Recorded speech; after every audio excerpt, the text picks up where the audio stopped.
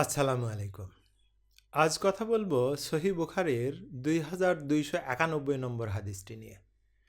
এটি যেন বিশ্বাসের এক অবিশ্বাস্য ঘটনা। আমি জানি না আপনারা কজন হাদিসটি পড়েছেন। আসলে কোনো কিছু সঠিকভাবে জানতে হলে আপনাকে পড়তে হবে। আচ্ছা, সে কথায় পরে আসি। প্রথমত ঘটনাটা বলছি শুনুন।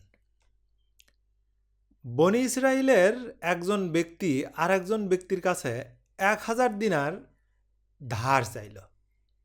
তখন ঋণদাতা বলল যে একজন সাক্ষীকে নিয়ে আসো।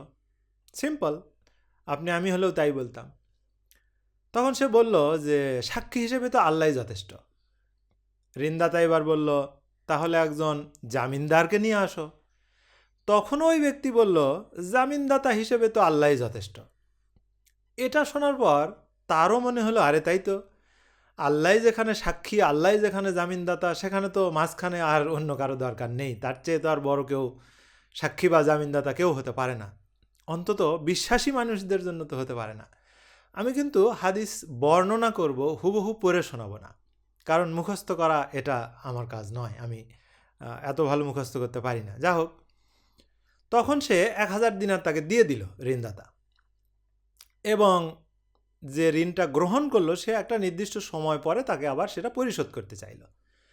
এই বলে সে টাকাটা নিয়ে গেল। বারবার টাকা চলে আসবে, যদিও দিনার, কিন্তু আমরা তো টাকা বলে অভ্যস্ত, অত বুঝে নেবেন যে আমি টাকা মানে ওই দিনারকেই বোঝাচ্ছি। টাকা নিয়ে গেল, ব্যবসায় চলে গেল। যখন ফিরে দেওয়ার কথা সেই সময়ে সে আসার চেষ্টা করছে, অনেকভাবে চেষ্টা করছে, কিন্তু সে ফিরতে পারছে না, অর্থাৎ যানবাহন পাচ্ছে না ফেরার মতো। তখন নিরুপায় হয়ে লোকটি করলো কি, এই ১,০০০ দিনের একটা কাঠের খণ্ড, হাদিসে এভাবে আসছে যে একটা কাঠের খণ্ড ছিদ্র করে তার মধ্যে এই ১,০০০ দিনার ভরে দিল, সাথে একটা চিঠিও লিখে দিল, সেটা পানিতে ভাসিয়ে দিল। আপনি ভাবুন একবার, সমুদ্রের পানিতে ভাসিয়ে দিল একটা কাঠের টুকরো। সাথে যে কাজটা করলো সেটা হলো, এটা পানিতে ভাসিয়ে দেওয়ার সময় লোকটি বলল, আল্লাহ তুমি জানো যে আমি ঋণ পরিশোধ করতে চেয়েছিলাম, আমি তার অর্থটা তাকে সময় মতো দিতে চেয়েছিলাম। এই বলে কাঠের টুকরো ভাসিয়ে দিল। এদিকে ঋণদাতা ভাবছিল যে সময় চলে যাচ্ছে, সে আসছে না কেন, আমি আমার অর্থটা ফিরে পাচ্ছি না কেন। সে একদিন সমুদ্রের ধারে গেল এবং ওই কাঠের টুকরোটা সে পেয়ে গেল। তারপর সে ওটা খুলে দেখলো, তার মধ্যে ১,০০০ মুদ্রা এবং একটা চিঠি। এক সময় ঋণ গ্রহীতা আবার ফিরে আসলো, আসার পরে আবার তার কাছে টাকাটা দিতে গেল, কারণ এই দ্বিধা থাকা তো আসলে খুবই স্বাভাবিক যে টাকাটা তার কাছে পৌঁছালো কিনা, আমি তো সমুদ্রে ভাসিয়ে দিলাম। যার ফলে সে আবার ১,০০০ দিনার নিয়ে তার কাছে দিতে গেল, ফিরে দিতে গেল। তখন লোকটি বলল, আল্লাহ তোমার টাকা আমার কাছে পৌঁছে দিয়েছে। এটা পড়ার পরে আমি কি বলবো, অনেক দিন আগে পড়েছি, কিন্তু আজ যা পড়লাম অংশে আমি এরকম অনেক কিছুই শেয়ার করব যেগুলো হয়তো আগে পড়েছি, কিন্তু যেহেতু চ্যানেলের নাম আজ যা পড়লাম, অতএব সেই শিরোনামই আমাকে প্রকাশ করতে হবে। যা হোক, এইটুকু আপনারা ক্ষমা সুন্দর দৃষ্টিতে দেখবেন, আল্লাহ নিশ্চয়ই আমাকে ক্ষমা করবে, আমি মিথ্যা বলছি না। তো আমি যেটা বলতে চাচ্ছি যে আপনি যদি বিশ্বাস করতে পারেন, আপনার শুধুই লাভ। এখন ঘটনাটা হলো যে আমাদের ক্ষেত্রেও কি এরকম ঘটবে? আমি যতটুকু পড়াশোনা করেছি, যতটুকু উপলব্ধি করেছি, হ্যাঁ, আপনার আমার ক্ষেত্রেও একই ঘটনা ঘটবে। কিন্তু এখানে একটা সমস্যা আছে।